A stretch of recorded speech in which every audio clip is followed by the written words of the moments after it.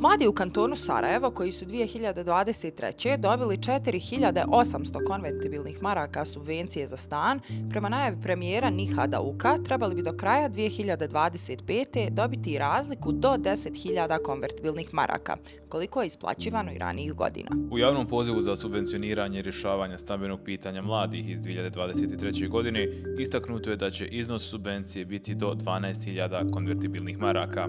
Krajem 2023. godine objavljeno je da će budžetirani iznos od 5,5 milijuna konvertibilnih maraka biti raspoređen na sve koji su zadovoljili uslove poziva. Tako su 1142 osobe dobile po 4.800 konvertibilnih maraka, što je dovelo do protesta pred zgradom vlade kantona Sarajevo. Korisnici subvencija tražili su da se isplati razlika do 10.000 konvertibilnih maraka, koliko je isplaćivano ranijih godina. Vlada je u julu ove godine utvrdila prijedlog zakona o doplati novčanih sredstava korisnicima subvencije po ovom javnom pozivu. Sad se čeka izjašnjenje Skupštine kantona Sarajevo. Istinomjer će pratiti hoće li razlika biti isplaćena do kraja 2025. godine, kako je to najavio premijer Nihad Uk.